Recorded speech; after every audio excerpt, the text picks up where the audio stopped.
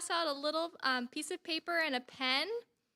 So while you can think about your question that you'd like to ask her, and it's going to be anonymous. So we're going to collect them at the end.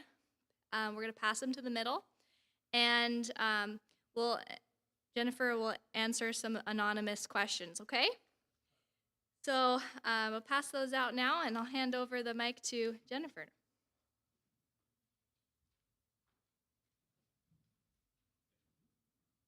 Good afternoon.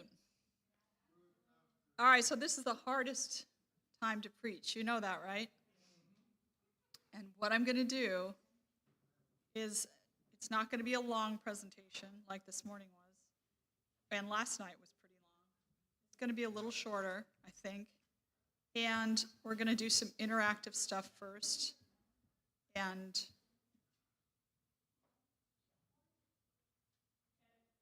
if anybody starts falling asleep, I'll point to you and everybody will look at you.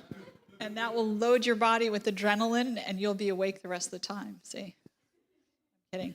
No, if anybody starts falling asleep, we'll just have everyone stand up and do head, shoulders, knees, and toes. Okay, fair enough? All right, so what have you learned so far? Anything, or what stuck to you? What meant something? What do you disagree with? You know, whatever you want to, what's your response so far? Hold it at the top, not at the bottom. What happens? Does it sound different? Because it sounds the same here. You cannot hear. Okay. Got it. Thank you. Anybody? What has meant something to you, if anything?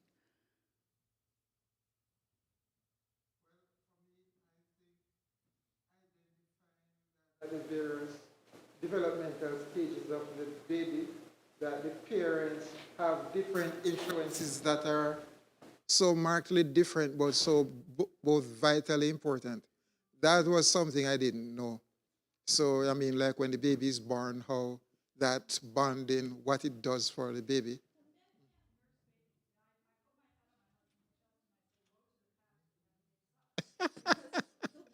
Baby, and it's such a blessing, you know.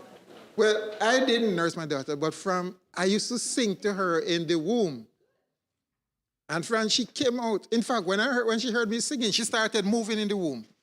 And from she came out, she has always been with me. She just always performed. Even when I went to the bathroom and she could just barely crawl, she would come to the bathroom door just to wait for me to come out.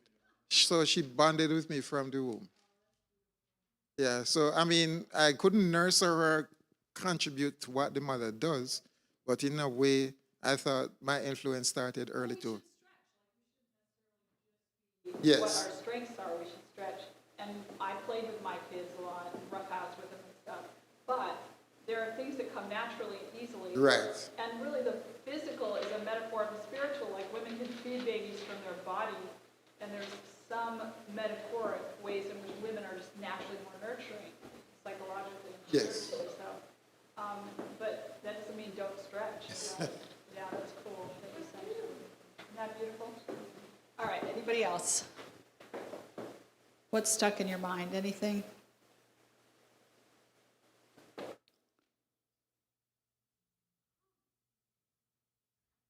Go for it, girl. I like the part where you had the hormones that were secreted by the brain and how it developed the brain, and how like the baby is so nourished by physical touch and skin to skin, and how like oxytocin calms the was it the hypothalamus or something like that? Amygdala, that's what it is for the emotional seat of the brain. And then how that when you're the foundation when you're a baby, when your mom says it's okay and calms you, that same system can work when you're older and you can self-regulate better. You learn, you know, the first stage of learning how to trust another human being happens with the mother or the parents. And so cool. And it is true that when you get into reading about attachment and development, you see that so much neuroscience is happening, and in so many ways the brain is literally being formatted for a relationship. And it gives you a sense of how important, particularly what the mother does, because I think we're kind of losing that today because a lot of families both have to work. And the thing of a mother staying home with children is kind of not as common, almost a relic of the past. And it used to be just kind of more understood that kid needed a parent with them all the time. And it's less so today. And we still need to make that investment in our kids and really be there for them in that meaningful way. Because we're more inclined to think, oh, it's optional, but it really does make a difference long term. So anyone else? Thank you for that.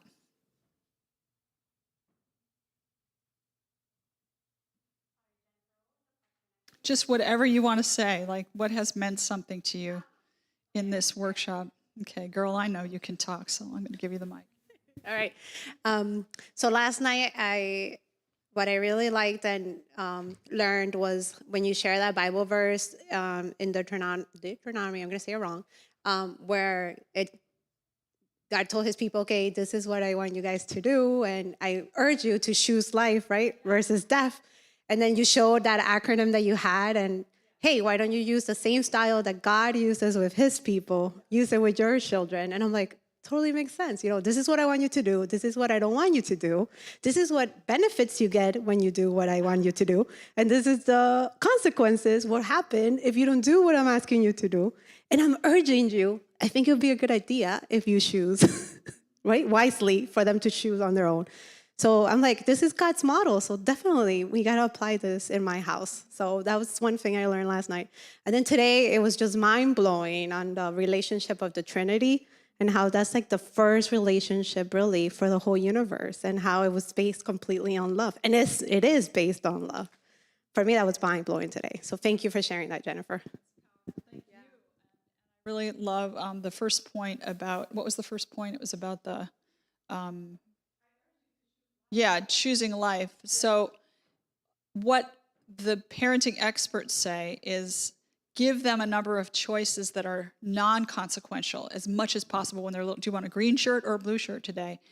I wish I had known that when my kids were small. I was more coming from a place of you just tell your kids what to do because you got to be the boss. But I wish I'd given them more choices, even within the context of things that didn't really matter, so that they got used to exercising their will, and then gave them, I eventually did that, and my kid bought those platform shoes, as you know. But I wished I'd done that kind of thing more often in things that weren't big stakes stuff. But you learn late sometimes. Anybody else? What stuck in your mind? What meant something? Yeah, Luis. Is it Luis or Louis? Luis.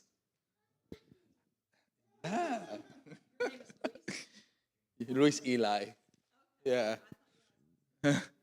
So justice and mercy will mean something completely different for me moving forward. Because I remember so vividly, what you share. Yeah, well, that happened in my house. And I think there's a lot of homes that happen, where mom is the one kind of like, yeah, like dad is the spanking when then mom is actually, so that's going to happen all the time. But also what I remember is you said it and, you said it in a way kind of like, mercy always wins at the end, but that is true.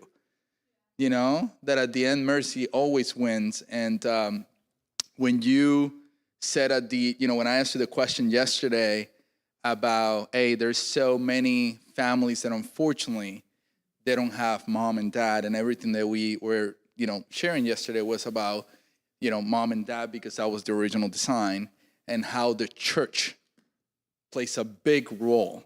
And then you mentioned it specifically, Pathfinder, which is an incredible, tool for the church, right? And so on.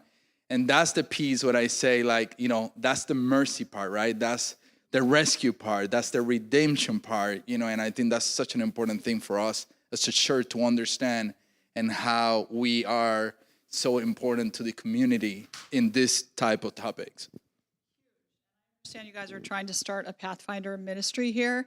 Is that true? And you should. Yeah, very good. Thank you for that, Luis. Sister. I'm a living testimony that the church plays an integral part inside the family.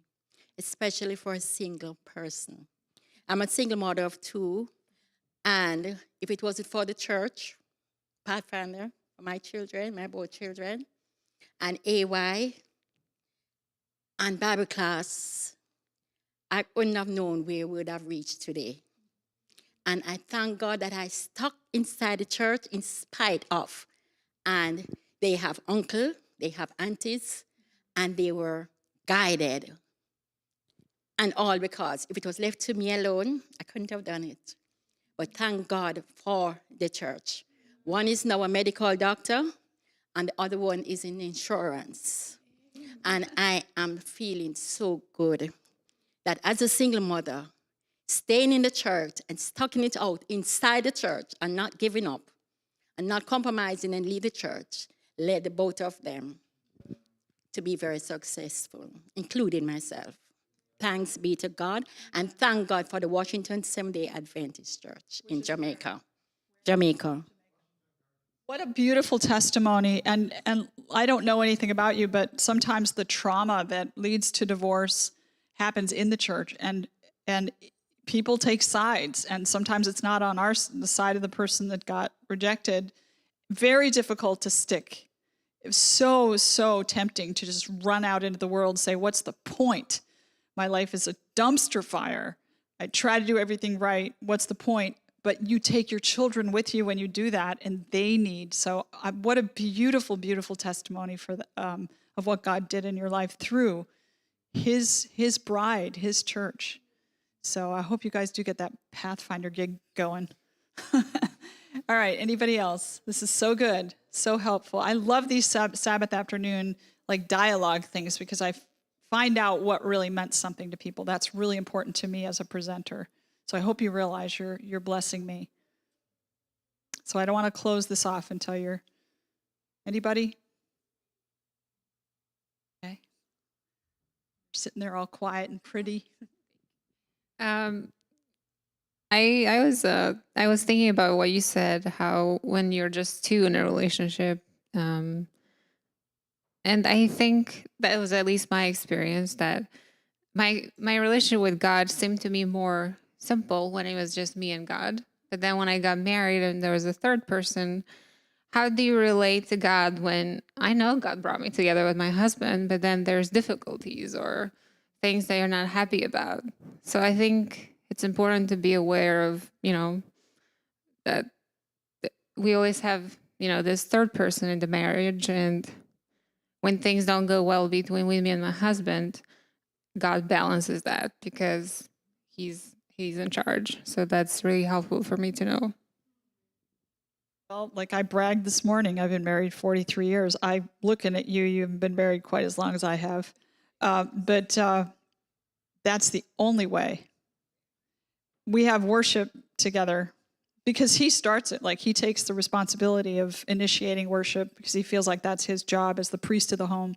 Even once my kids grew, he continues. And I really appreciate his faithfulness in that regard. He's a very deeply committed Christian, and he learns from the scriptures every day of his life, and he loves the Lord and obeys the Lord. And if it wasn't for all of that and us praying together, we would not be together. It's just really that simple and straightforward. There's no way. As the book 13 Weeks to Love points out, our human love is an inexhaustible supply. You will love with natural love. You will fall in love with someone, maybe get married, and that's eros love, or a romantic kind of love. But that has an inexhaustible supply. There will come a point where that love is not enough to keep you together. And it's at that point that God pours his love into your life. As it says in Romans chapter 5, verse 5, the love of God is poured out into our hearts through the Holy Spirit who is given to us. God then brings in, just at the point where most people would dry up, God pours down the love and fills those empty places and enables you to continue to love past the point when human love is exhausted. Isn't that a blessing? So Christians, it's possible for believers in Jesus to experience that. And that's why our marriages should be, better, but they're not always. Anyway, that's a whole different story. Try this at home marriage. All right, anyone else? Beautiful. Thank you for your comments. Eli, did you want to say something, sweetheart? What's he doing? Because when they were volunteering for prayer, I think it was him that tried to raise his brother's hand. It was pretty cute. All right, well, let's get into this, guys. This is so good that we get together and have these discussions. And thank you for being with me through the process of putting this workshop together, because I'm still working on it. I want to talk to you about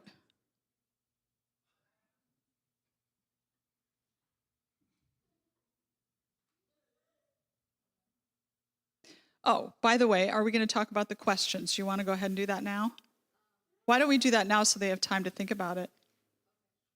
Okay. You did, and they all know what they're supposed to do? Okay. All right, that's fine. Okay, we're going to be talking about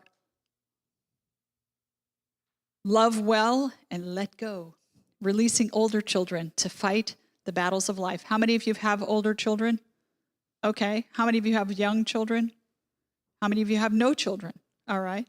So this will be very presently relative to those that have older kids, but also pertinent to those that don't even have kids yet or have younger kids, because guess what?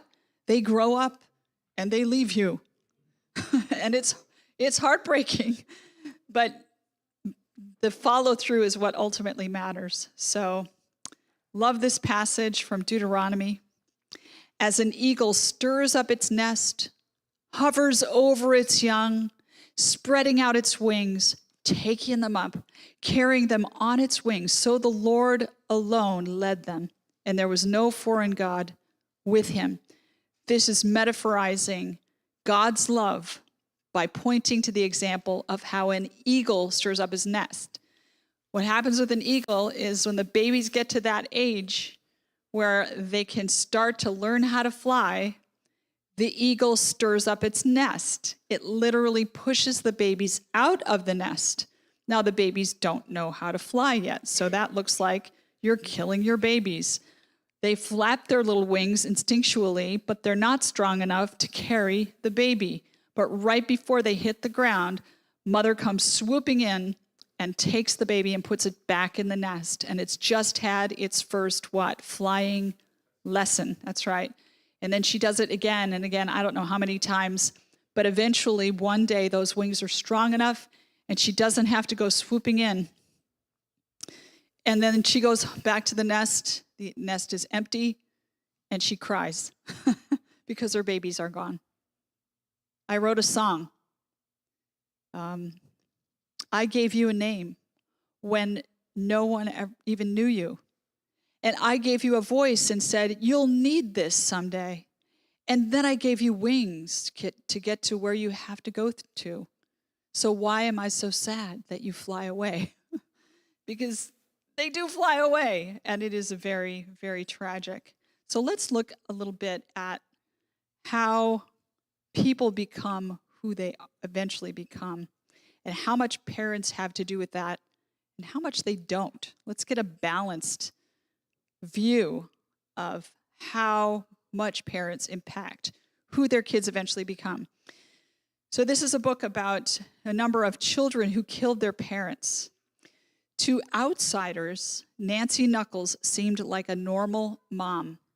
Clifford Leyendecker in Killer Kids reports Nancy as a religious fanatic who punished with beatings and psychological torture, even stuffing her children into laundry bags and leaving them for hours in a closet.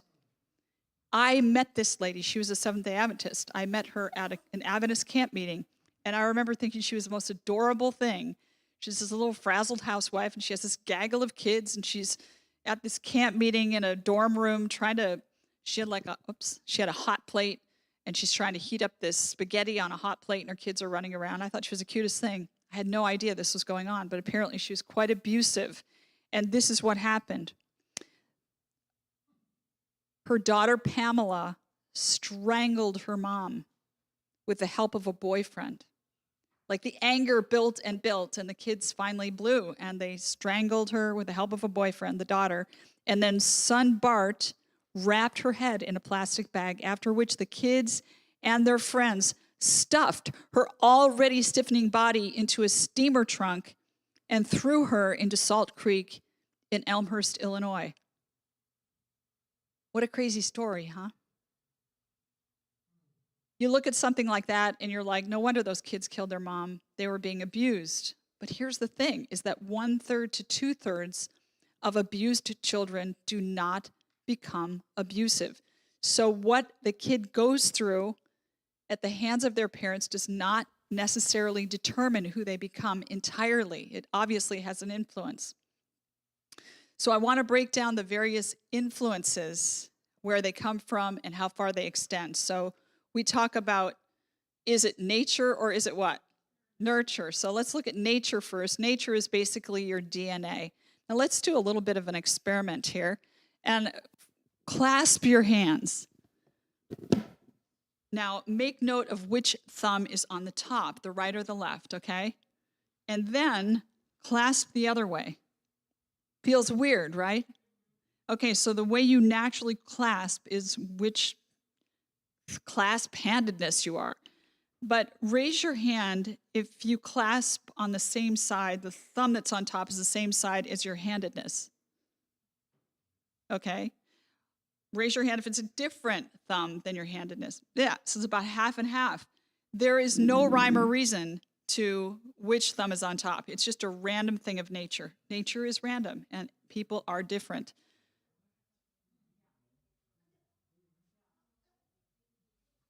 This is a family trait. This is my niece. Yep, I had her send me this when I was going to do a workshop, and I said, send me a picture of the tri-cornered hat thing that you can do with your tongue. And she sent it to me with her cell phone. I think 3 of the 4 kids my sister had can do this with their tongue, and my sister can do it, and I can do it not as well. But it's obviously a genetic trait. How many of you can roll your tongue? Some people can do it, some people can't. It doesn't seem to have anything to do with how articulate people are. It's just that DNA dances, and it does different dances in different people.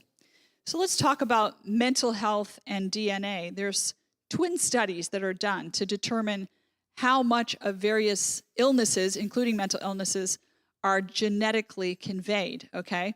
So the way that they do this is these identical twins who have identical DNA but are adopted. So anytime there's identical twins that have been adopted, the scientists are going to come running at you and want you to be in their research because it's a natural control of the genetic versus the developmentally inherited traits.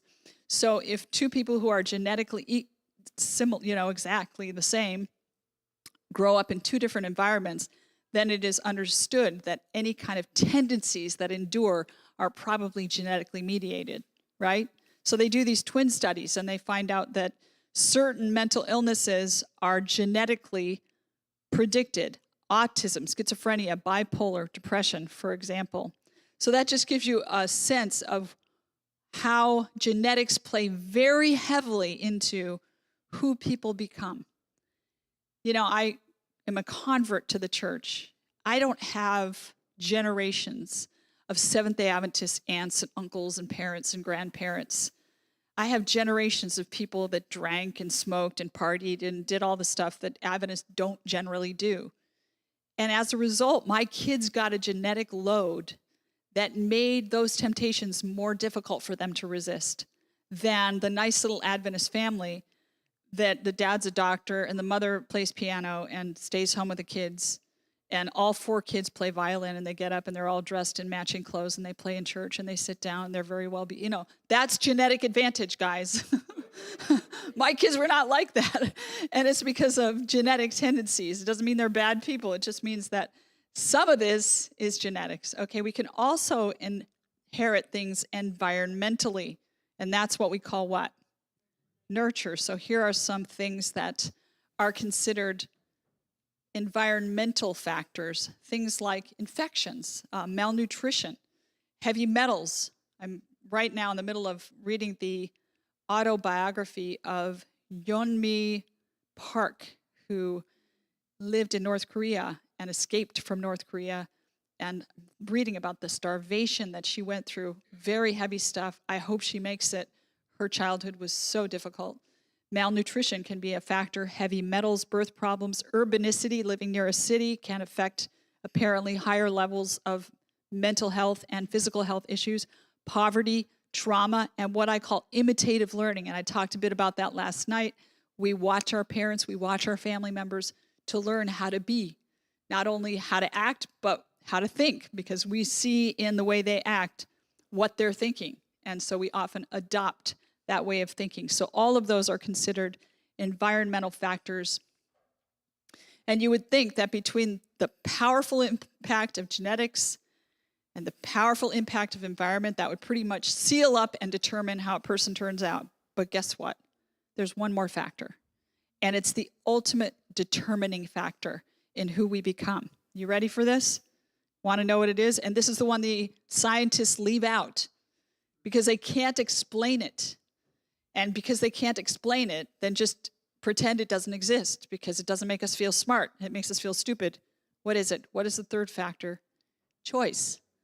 There's this mysterious thing called free will that human beings are given and is our birthright and ultimately determines who we become. Even though there are genetically and environmentally inherited traits, still, if we develop those traits or not is ultimately our what? Our choice. That's correct. So there's some very fascinating research on what we call epigenetics or gene expression. And we can actually activate our genes, negative or positive, or deactivate them based on what choices we make. Every single cell in your body has your entire genetic code, but your body knows how to turn off the genetic expression in parts where it's not needed. My toes don't need to know what color eyes I have, so they turn off that brown eye gene. So the point is that you can turn off or on genes, and apparently our choices can do that. So some of the DNA altering choices are diet, exercise, sleep, getting enough sleep. Amen, young parents, it's hard. Weight loss, substances, stress, all of these different choices we make can help us get a grip on some of our inherited tendencies. Then here it is. Here's the bomb. A genuine conversion changes hereditary and cultivated tendencies to wrong. A genuine conversion, that is the will opening up a channel through which the Holy Spirit, now the will of God, a will coming from outside, can flow into the human heart and work transformation. So because of the power of God and because of this mysterious thing we call free will, nature and nurture may create in us a disposition toward certain things. But choice ultimately determines our what? Our destiny. So let me say that again. Nature and nurture may create a disposition, but choice ultimately determines our what? Our destiny. So if your children struggle, and mine did, and I'm going to tell the story at the end of the meeting here about how one of my kids almost died herself and almost killed me in the process. If your children struggle, know that you are not, first of all, you're not warring against flesh and blood, but against principalities and powers in diverse places. There is a devil, and he wants to take our kids down.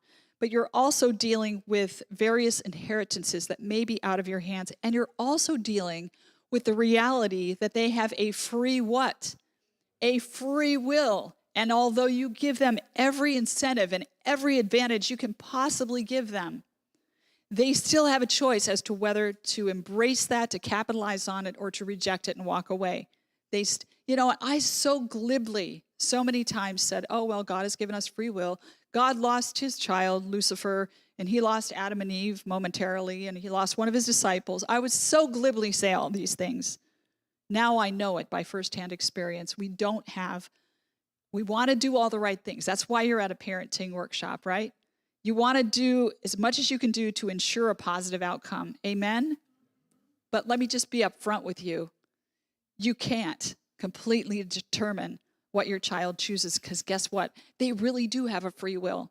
I was talking to a friend of mine. I said, well, we want our kids to have a free will. We don't want obedient robots. And she said, I'll take a couple. When my kid was going through what she was going through, I was like, God, I've so often preached even about free will. I'm not so sure it was a good idea, God, really. What were you thinking, kind of thing. But that's my point here, is that you don't have total control of how they turn out. There's a lot of other factors at play. And so I guess I'm saying this mostly to alleviate some of the parenting guilt. Y'all are conscientious parents. Why would you be here if you didn't care? You do care. And the Holy Spirit and God in your life and all he's done for you make you care more, and that's good. But I don't want the devil to come along and take advantage of your tender conscience and burden you with feeling over-responsible for what is ultimately the choice of the individual. Make sense? All right. So let's talk about the growing up process. So there's kind of two things that have to be balanced in any person's life. That is connection to others and then autonomy. God has created us to be in relationship with one another at various stages in various ways, but he's also created us to develop our own individuality, right?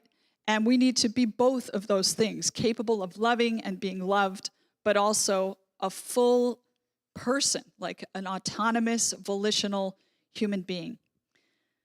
And what happens with kids as they grow up is they kind of move out of the phase of their life where they're all about connection and they're dependent on other people to a stage of life where they're becoming autonomous and they're actually leaving their family of origin, jumping out of that family of origin and creating their own family. It's called leave and what? Cleave, that's right. So they have to leave one family to create another. And so a lot of autonomy is involved in that process. So you remember the love timeline from this morning, how human beings learn love in stages. Well, there's the parent-child relationship, then the sibling relationship. And the sibling relationship teaches us a set of skills that then apply to the friendship relationship. Well, friendship is the first relationship outside of the home of origin. And so you have to make that transition. And friendship is basically practice for developing that lifelong friendship that you'll have with your life partner, right? And so all of this is within the plan of God. But in order for that to go as planned, that child must become an autonomous human being, an individual, and develop their own family circle.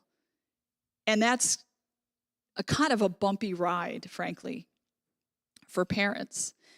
Basically, their body, as the hormones start to come in, and they're gonna, in a few years, become an adult, a sexually developed adult capable of procreation and family life and sexuality and all that stuff. Their body tells them, you need to divorce your parents because you're not gonna have them around for the rest of your life. You're gonna have to live separately from them. And their body tells them that. And they're gonna respond to that in various ways. And it's a bumpy ride. It's difficult, depending on circumstances, but it is difficult for just about everyone. So we have two basic relational needs corresponding to two basic relational fears. One relational need is connection. We need to have intimacy. We need to have bonding with others. We also need to have autonomy. We need to know that in that relationship, my individuality is protected and safe. That person isn't going to control me.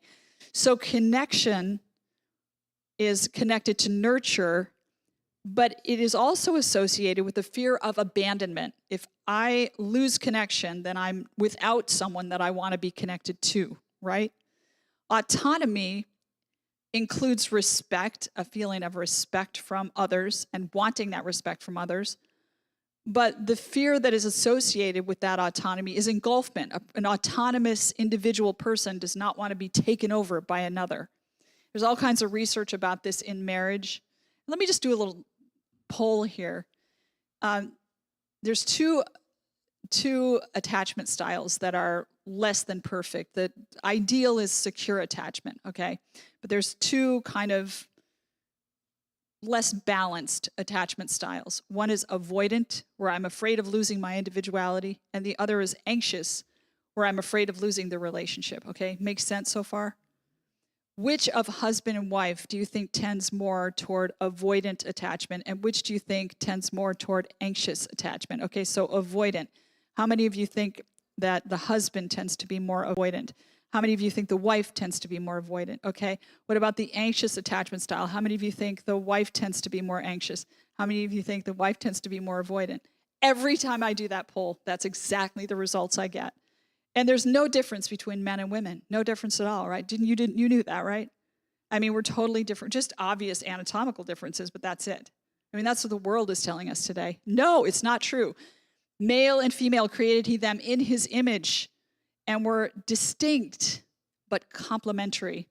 And it's a beautiful thing, and we shouldn't mess with it. Okay, so I've been through a paradigm shift of late. Now, my kids are in their 30s, guys. So I shouldn't be teaching parenting seminars. I'm like really late to the party here. I don't know what I'm doing. I'm just being honest, and I'm still learning. But I had this encounter with my adult daughter where I said something to her about something she was doing, and she basically wouldn't speak to me until I apologized. So I was in that situation where I don't want to appease someone and fake an apology just so they'll talk to me. But maybe I did do something wrong. So I prayed, and eventually the Lord convicted me. I had the wrong model of parenting. I had an outcome-based model of parenting. And I was able to go back to her and say, I said what I said to you out of the wrong model of parenting, and the Lord has changed my mind. So this is what I learned. An outcome-based model of parenting says, in so many words, I raise kids a certain way and I get a predictable outcome. What is lost in that model? What are you completely ignoring in that model? The kid has a choice.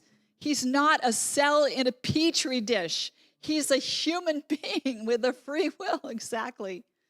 So what happened was I was thinking outcome, and things weren't coming out the way I wanted them to. And then I thought, I need to do more of the parenting thing to make sure of that outcome.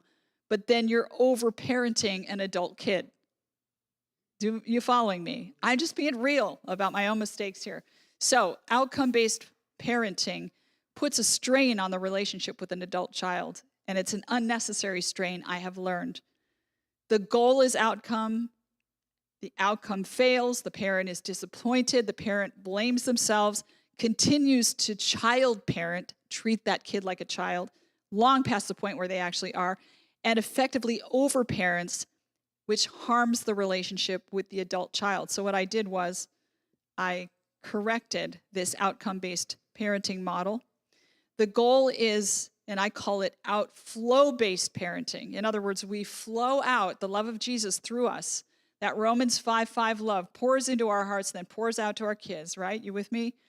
So we flow out. We really invest in those kids, guys. It's not the easy way necessarily. It's not the, oh, well, whatever. It's you are investing. But the goal is to pour out. You know, God didn't even have control of who would be saved and who wouldn't. He poured out for every single one of his children, every single one, even though the majority of them would be lost. And we do the same thing, not knowing what the outcome will be, but with an eye to the glory of God and what he has called us to, and not necessarily to the outcome. And then love never fails. The parent is hopeful. Rather than self-blaming, the parent trusts God. I have far more peace in my life now that I've learned outflow-based parenting. The parent ceases child parenting. They cease overparenting, and they honor the relationship with the adult child. And in the context of that honor, the child is actually much more likely to adopt the things the parent wants for the child.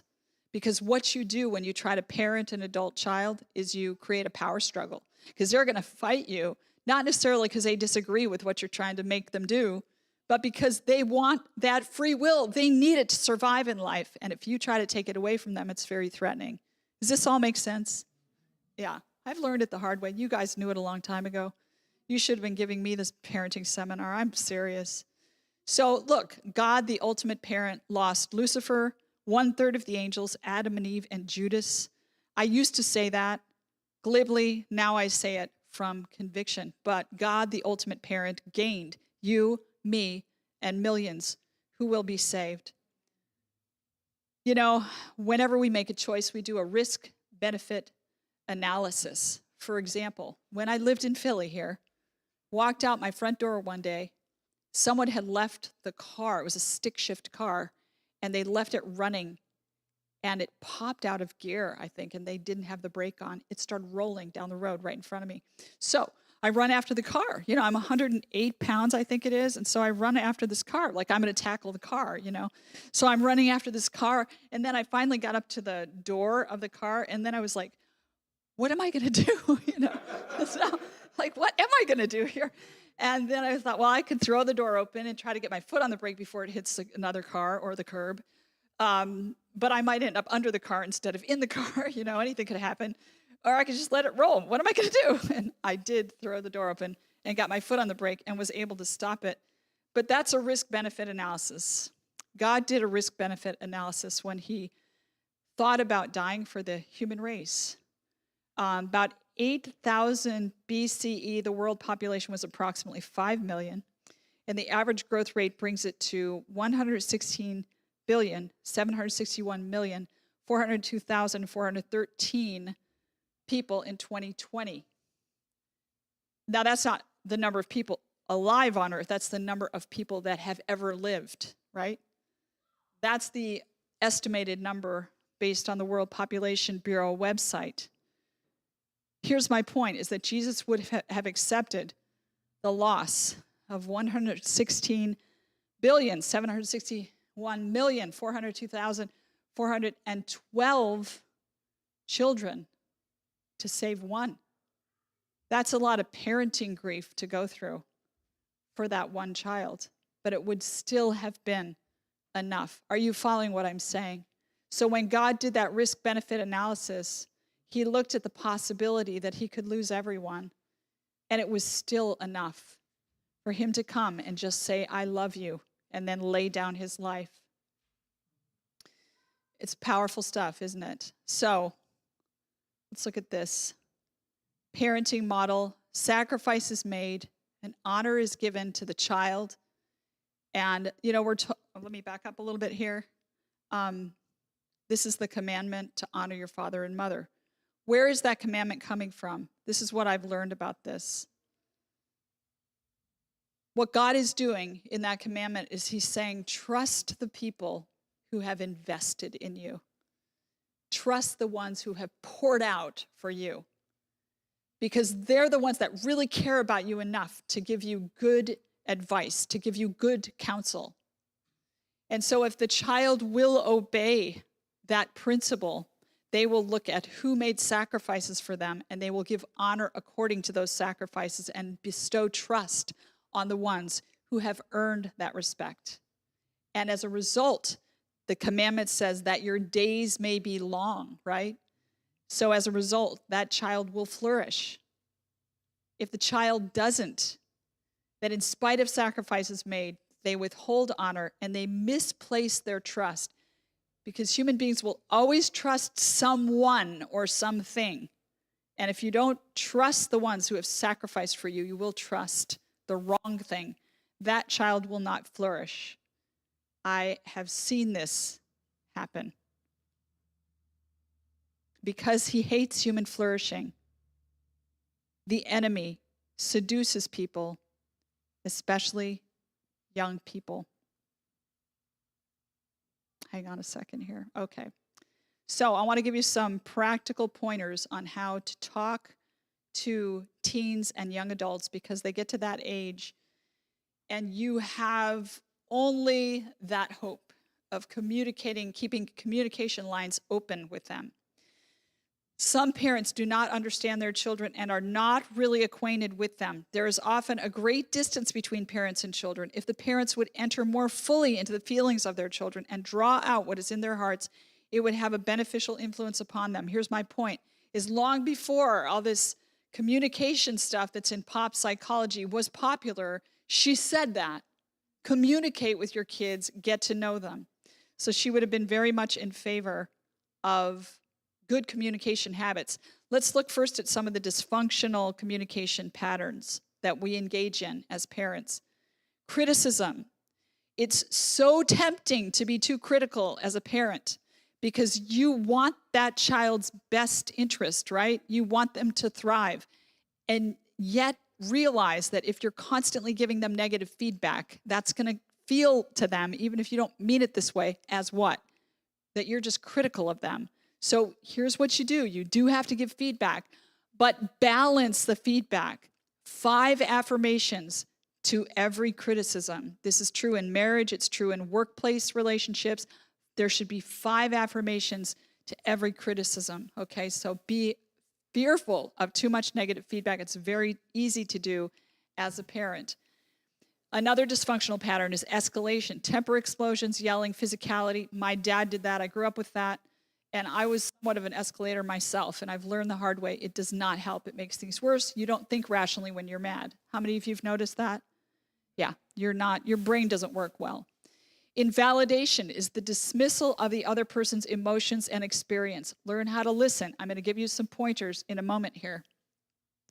Defensiveness is turning all disagreement into a court battle. You know, get out of the courtroom. It doesn't work. It doesn't save relationships. Withdrawal is stonewalling or cutting off rather than staying with. And then misinterpretation is misconstruing the meaning of the other. Those are just a few dysfunctional communication patterns. Let me give you something better here. Active listening. Now, 85% of medical professionals do not know how to engage in active listening. So I'm going to teach you a very simple method of active listening using an acronym, EAR. Empathy equals ask and reflect. Okay? So, give you a little background here. The behavioral change stairway model was developed by the FBI Crisis Negotiation Unit, and it uses active listening, then it builds on that to build empathy, then rapport, then influence, and then behavior change. This was used by Gary Nosner at the Waco crisis. How many of you remember the Waco, Texas crisis with David Koresh and the Branch Davidians? But this is the subtext you don't know. Gary Nosner, who developed this model for the FBI, came in and was working with the FBI negotiation unit and had long conversations with David Koresh. This is before the internet, so Koresh wanted his views on the SEALs to be published. And Gary Nosner was working with him and asking what he meant by that, and was going to work on finding a publisher, and was having conversations with him and listening to him. Koresh let 35 kids out of that compound. Shortly after that, the tactical unit of the FBI came in, and that's when the place went up in flames. They put tear gas into that. Yeah, I think it was the tactical unit of the FBI, put tear gas in the building, and there was fires in the building that then ignited the tear gas, and the whole place went up in flames, and all those people died. The reason that 35 were saved was because of active listening. I don't think it's an exaggeration to say that. So that's how powerful active listening is and can be. Here's some simple active listening tools. Use open-ended questions. Okay, so I'm using this acronym. Let me just flip back here a little bit. So EAR, empathy equals ask and reflect. Fast forward.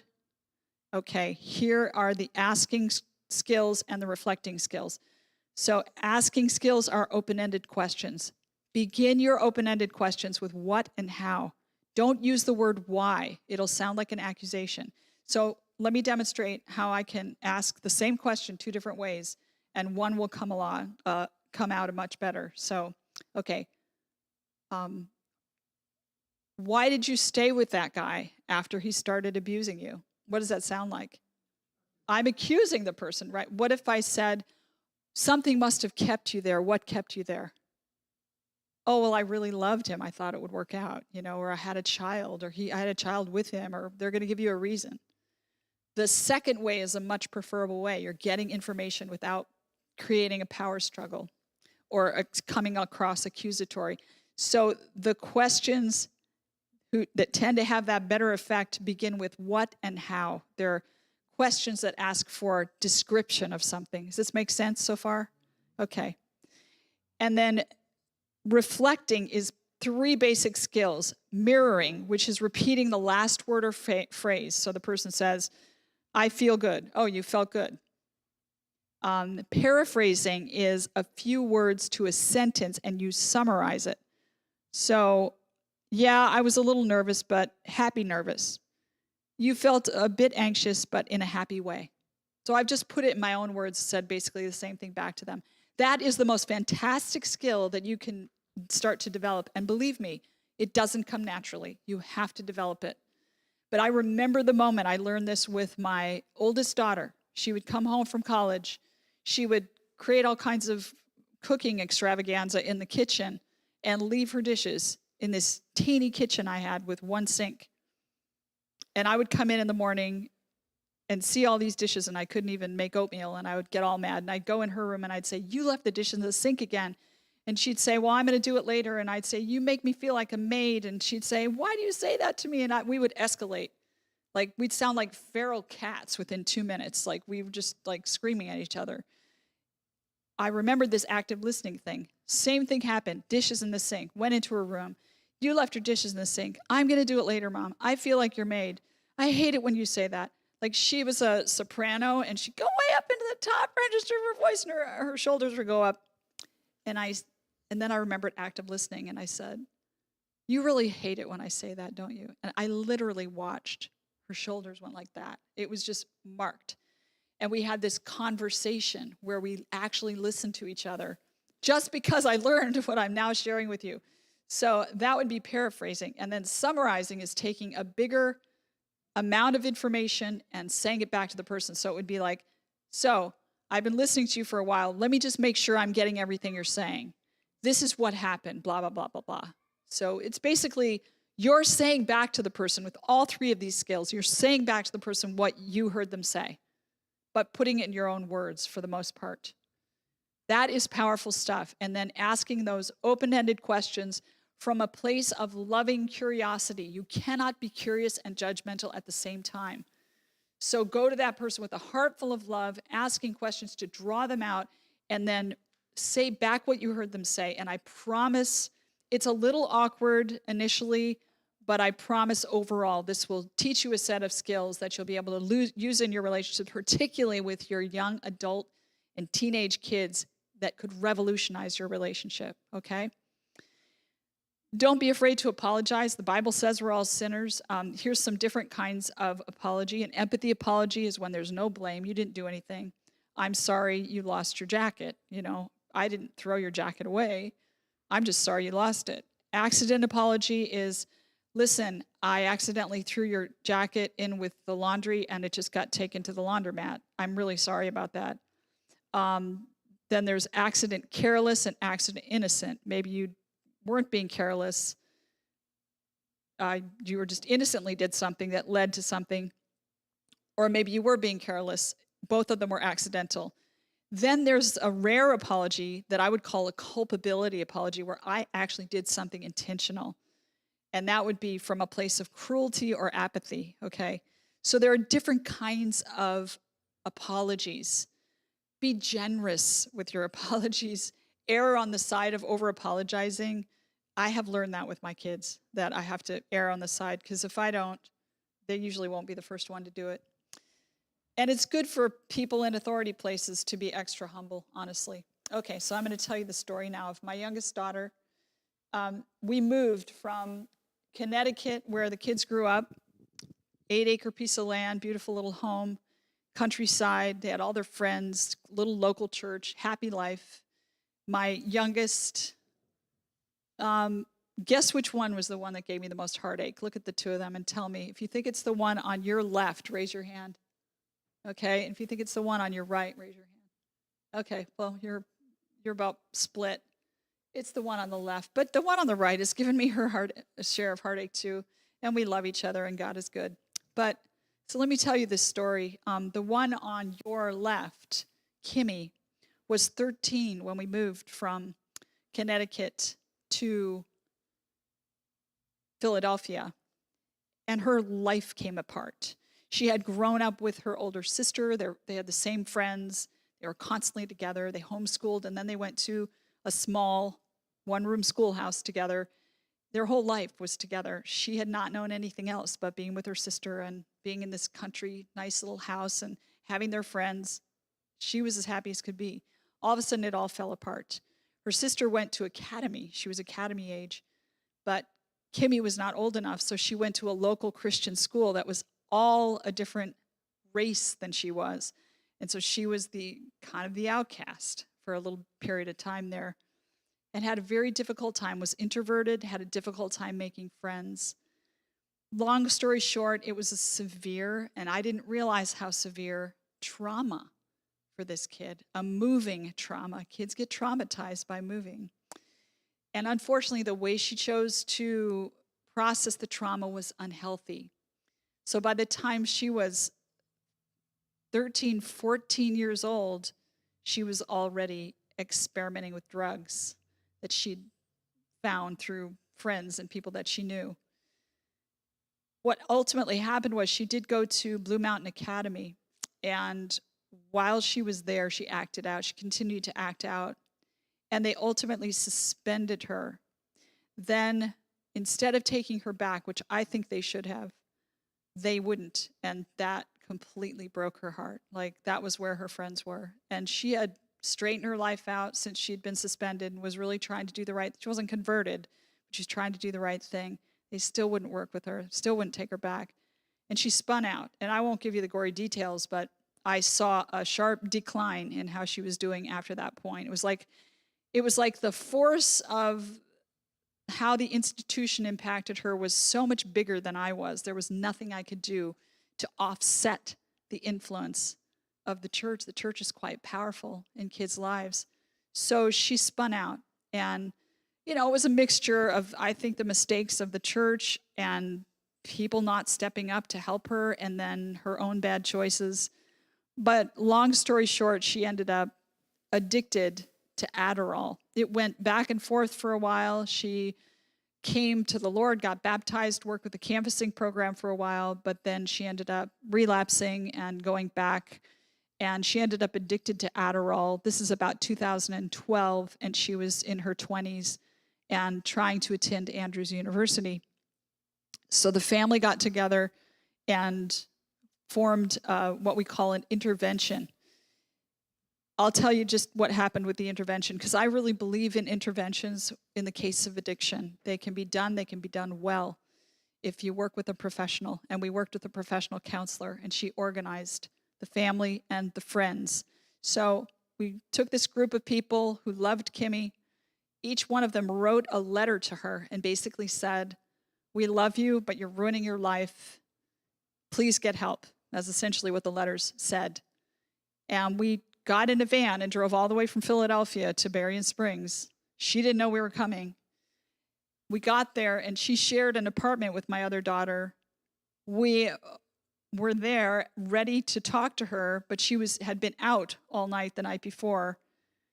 My oldest daughter called and pretended, well, she was being honest. She called her and said, "Please come home, there's an emergency." And she was crying. Kimmy didn't know the emergency was her, but she did come home. As soon as she saw all of us, she walked out. The counselor was very smart. She ran out after her and wedged her body against the door of the car so that there was a guy driving the car, so that if the guy pulled out, it would have killed her. He didn't want to do that. And I jumped in the back seat. So he didn't want to drive away with mother in the car. So anyway, long story short, we finally let him go, and she left, and we started to pray. And I mean white knuckle praying. I don't mean just, "Dear Jesus, please bless, amen." I mean, "God, please," begging God to bring her back, because we didn't know. She did come back, and we read the letters to her. We went around the circle. There was a bit of a drama. Ultimately, she decided she would go into treatment. We had a ride to the airport arranged. We had the treatment facility ready to receive her. Everything was lined up ahead of time. Immediately, when she made the decision, her withdrawal kicked in. She started to shake and cry, got in the back of the seat of the car, and the last thing I saw was my daughter in tears, going off to get help from other people. I felt like such a failure. as a parent, but I had done all I could to help this kid. And this was what he wanted me to do. And she went through that, and long story short, she got help from that treatment facility. It's been a bit of a bumpy ride since then, but she's doing better today than she has been doing for years. She's in her mid-30s, and she's studied dermatology, and she's working as a she's studied aesthetics, and she's working as an esthetician. So she has a license in the state, and she's got a good job. She's got a wonderful boyfriend, and she's not in the church yet, but you're going to pray for her, and I'm going to keep praying for her. She's a wonderful kid, and she's healthy. And so that's the long and short of it. I hope I didn't include too much detail, but I hoped I included enough to make it interesting. Let's just close out with a couple of quotes here. It is often the case that the more their parents do for them, the more ungrateful they are, and the less they respect them. Children who have been patted and waited upon always expect it. If they are opposed even after they have grown up to manhood and womanhood, they think themselves abused. There's a lot of this going on today, a lot of parent blaming in the world today. Don't fall for it. It's not true. Here's another interesting statement. Samuel was not to blame for the wrongdoing of his sons. It is a constant source of temptation to the people to think that Samuel had been neglectful of his duty, like Eli. Had his sons patterned in some degree after the example they had seen in their father? No. But after that, seen with those that they associated. Okay?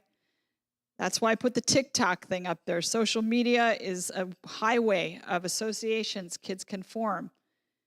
And pray that they don't get on TikTok, because it's an insane asylum.